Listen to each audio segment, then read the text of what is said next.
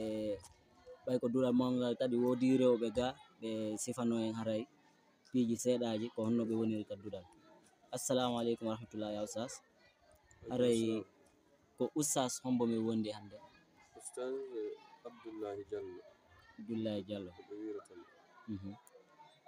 Aray ɓay ɗon comme no tinirɗon noon eɗen Thiangel Bory district Sentu duɗal ngal woni ko gila hitande honde fuɗɗi ɗon jannude ka duɗal ɗo. Komin fuɗɗi jannude ɗo ko 2008 9 mois 2008. 9 mois 2008. Ok, depuis 2008 aray on heɓi hunƴiɓe ka duɗal nder ga. Heɓi ko seeɗa. Machallah. Aray ko jelo wawi rewde ɗo hunƴiɓe. Haray worɓe ɓen ko 17 hara ko hunjiɓe ha hetti kaydi muɗum diplôme harna adduɓe ha heddi wano lewru ma lebbi ɗiɗi yehi. Machallah. Hara ko hunjiɓe ha hetti kaydiji mum ɗum ko 16 woni duyiɓe ɓe. worɓe ɓe. Worɓe ɓe Worɓe machallah. 16. Machallah. Aray no woodi kadi suddiɓe hunƴiɓe en ɓe. Eyi haray jiwɓe ɓen kañum ko 16. 16.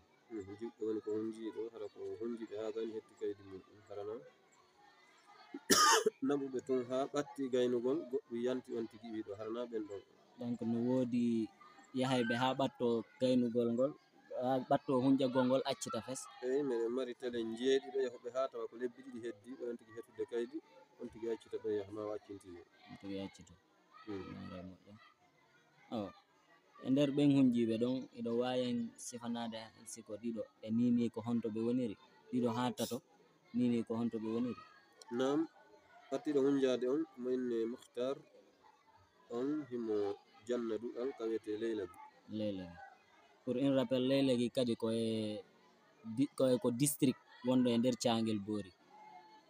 Kanko e Sentu ɓe ɓadodiri déjà ko ɓe kawtal. Aray ko Oustaz Mukhtar woni ɗon. Mukhtar ɗimmo ɗimmo haray ko Ibrahima ɗimmo ka hunjagol ɗo on kadi hino e duɗal ka wiyete Lebe Keren. Machallah. Lebe Keren kadi pour un rappel Lebe Keren aray ko e district Nditanuma on o woni e nder sous préfecture Thiangel Bory. Tammo kadi on ɗon kadi hino e duɗal ka wiyete Tulel Bala. Tulel Bala. ɗum koye nder Dantari wuri. Dantari wuri. Dantari wuri kadi koye sous préfecture Thiangel Bory on tawa. Aray simi fami duɗe sous préfecture Thiangel Bory ɓe wonɓe hunƴinde ton ɓen fof kaka duɗal ɗo fayda rewi. Machallah. Aray kadi pour un rappel fiɓe anda fi duɗal ngal ko duɗal mawngal ɓay duɗal ngal déjà yaltini un champion national mi sikki. Champion national o yehi ha o représente la Guinée en Koweït ɗum ko 2021 o yehi ha o représente la Guinée e concours Alquran o ƴetti 5e position o ƴettuno ko ka duɗal ɗo re woni Cheikh Madian. Wa Cheikh Mouhamadou Dian ko e ngal duɗal ɗo mi andi yimɓe bo yarayno andimo seeɗa koye ngal duɗal ɗo ko ɓe karamokoɓe men ɗo woni ko jannimo ha o hunƴi si woni o yaari sengo laaɓe ha Conakry. Machallah. Duɗal ngal aray ko talibaɓe jelo woni ko jogi ɗon nini ka nder duɗal ngal. Nini ko ɗe balɗe ɗo min kontali kono ko mi wari kontude ko temedere e nogayo. Temedere e nogayo. Ko sakkiti ɗon comptore mon nden ko temedere e nogayo. E nder ɓen temedere e nogayoɓe haray ko jeeyaɓe ka hoɗo Sentu ɗo tun walla e nder ɗum ɗo sous préfecture Thiangel Bory o walla no woodi uruɓe nokku bo addete ɗon jam. No woodi ɓe Thiangel Bory ga wano Sentu ɗo Buyno ga ko kamɓe ɓuri ɗuɗde nde wonno duɗal ngal ko ɗo woni. Haray ɓe Linsan rewino ɗo ka wiyete Linsan nini ɓe Malino ga ka wiyete Mirire ɓe Labeno ga ka wiyete Daka e Maleya ɓen fof ninino ga. Leylagui kañum kadi woɓɓe hunjike ga. Ndita woɓɓe hunjike ga. Mbaku woodi hunjiɓe ga. Haray ɗum ɗo fof rewi ga nokkel ɗum fof no nogaɗe wi'ete fayda seeɗa ɗo on fof ɓay hay Mamoun addiga Mamoun noga mo pita kadi hinoga nini fof hinoga. Machallah. Aray duɗal ngal ko national ko pour Guinée ngal waɗana ɗo. fi aton jinɗo kadi addugol talibajo mum ɓiɗɗo mum wo fi yo janngo aray ɗo woni disponible fi wallugol loti inchallah joni haray ɓen janneteɓe ɗon ko yoɓɓay ɓe janne walla ko honno wondir ɗon ga ono e maɓɓe iwoɓe ka woɗɗi ɓen ɗon ko gamen wondi haray no halda fi ngure maɓɓe wona iwoɓe ka woɗɗi ɓen ɗon haray ngure maɓɓe on no yewtay fo ɓay haray gasata janga hoota no woɗɗi wona wonɓe ka koɗoli takko ga woɓɓe kañum adday sino mari ga musidɓe on tigi accamo ɗum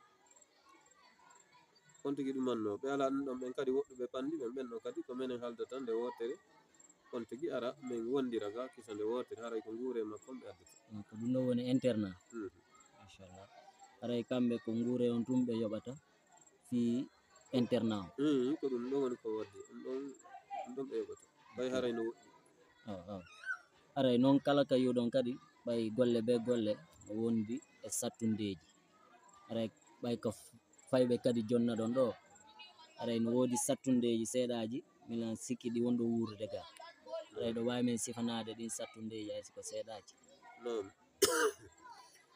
amma sattundeji ka bange jande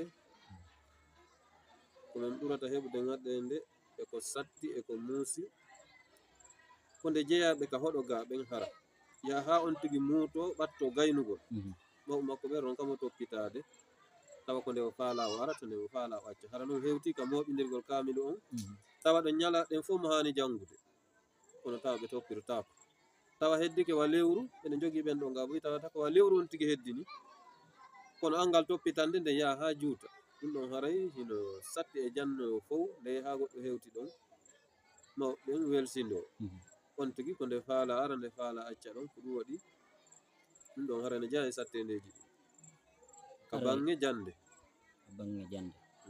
eyyi ka bange jangugol aray paranji ɗin kadi no tora yo accito hakkille on parti ɗon par ce que sa halfini goɗɗo ɓiɗɗo ma fi yo jango yehi ha à un certain niveau mo doit continuide wallitoɗen jannaɓe ɓen ko kamɓe woni wallude mais onon kadi o wallitotoɓe so mo jannanima aray ala ko yoɓamo e ɓen wonaɓe jannede ɗo hotayɓe ka hoɗo walla marɓe musidɓe ka hoɗo addeteɓe ɗo kamɓe ko joddiɓe wona jannirede walla ko honɗum ɓe wona jannire eyyi ɗon ko ɗuɗal ngal fuɗɗa tun waddano goɗɗum wona hikkorɓe guine ga guluji 50 farangine sikoɓe sénégal pay kum waɗa 400 CFA fi lewru ɗum ɗon ko ɗum haldano ko woni min on telen ɗon on no jokka haray e nder 120 no gasara 20 no hullude hettiɓɓen 100 on fo aray ɗum ɗon haray ka tigi tigi ko ɓuri raɓɓude kon haray kam miɗo andi e nder 100 on wa no gasara na 20 fof mawa 15 mawa 10 no hullude nde ɓe heeɗi feere wo kadi on tigi ƴantetake pay kum ma raɗetake fi addali kadi ɓen ɗon kadi haray ko noon ko tigi tigi ko non wondira haray nder 120 on haray sino tabintinɗo on haray ko wa 10 ka tigi tigi ko 10 haray woni hunnude lewru kala guluji 50 ɓen kadi si addi si addali kadi ɗum ɗon haɗata min jokka ko min jokki Allah no moƴƴi e amin himo tambi ngure on ko waɗin ɗo na wakkilare mum kanko jogi machallah aray kadi paranji ɗi mi sollicita on parti ɗon par ce que hande a halfinta ɓiɗɗo ma yo janne tawa a wedditoto fi makko don jannanɗoma ɓiɗɗo ma a wawatamo yoɓude ala ko jonnamo awa on 30 000 mo ɓe innata ɗo walla 2000 francs CFA ɗum mi sikki kaka tawi paranji ɗin kaka tawi ɓe ittata kaka tawi ɓe ɗon ko ɗon accataɓe au contraire si ɓe jonni barki heɓoto e ɗum on si on nani ɗo wano iɗen jogui ga plus de 1000 taliɓe tawato ko 10 personnes woni yoɓude à 20 personnes ɗum ɗon aray no satti seeɗa aray paranji ɗi min e hoore am mi sollicita yon accito hakkille moƴƴa e jannoɓe ɓen kadduɗal ga aray usas e paranji wano accayɓe ɗo mawɓe accayɓe taliba ɗum ɗo ɓiɓɓe mum ara janga ha hewta niveau ji goo ɓe ƴetta ɓe naɓa après wonoya e nder certain temps ji goo kadi ɓe artira ɓe aray ko honɗum wawa toon conseil de ɓen ɗon fiyoɓe accu fayɓe ɓen janga ɓay ko gandal ngal woni ko nafata naam ɗon haray ko warrugol non ngol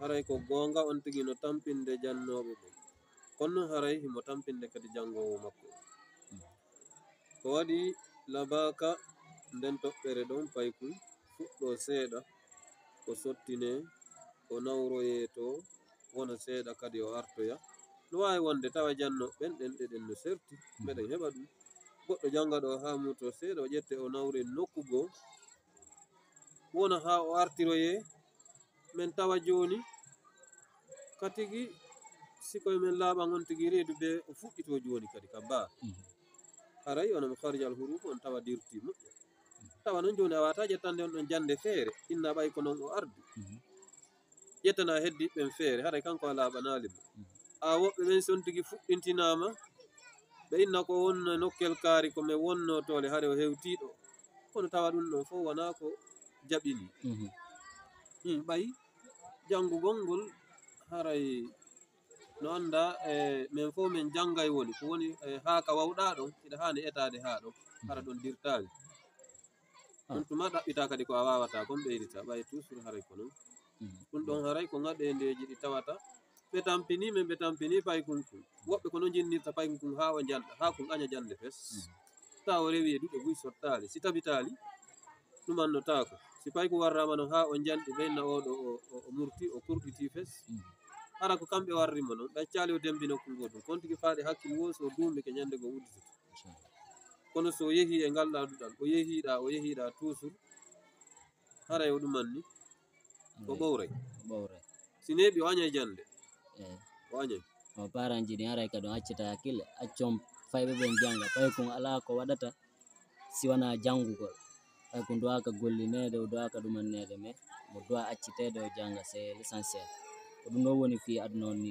woni gandal be gandal surtout alqur'an on ɗo jamanu no duwa wallitade dara kan accita fayɓe ɓen ɓe janga c'est l'essentiel aray usage min hewtuno kam o ga hiwragol on ko ɗi question ji ɗo min marno ko min lando on aray meɗen towi duwaw okon page on kadi ko keso ay waɗanay men ɗon duwaw seeɗa ɗomin yoboro gasi haray joni ko tigi tigi onon kadi o weltanama ko hewti hiwri men ɗo ko anditi waɗugol ɗum ɗo haray eɗen tori allahu yo nawru en fof yeeso e golleji meɗen ɗimno be e ka hikkori نسألك اللهم زيادة في الدين وفهما في العلم وبركة في الرزق وصحة البدن وتوبة قبل الموت ومغفرة بعد الموت ودرجة عند الموت ونصيبا من الجنة وبعيدا من النار سبحان ربك رب العزة عما يصفون وسلام على المرسلين والحمد لله رب العالمين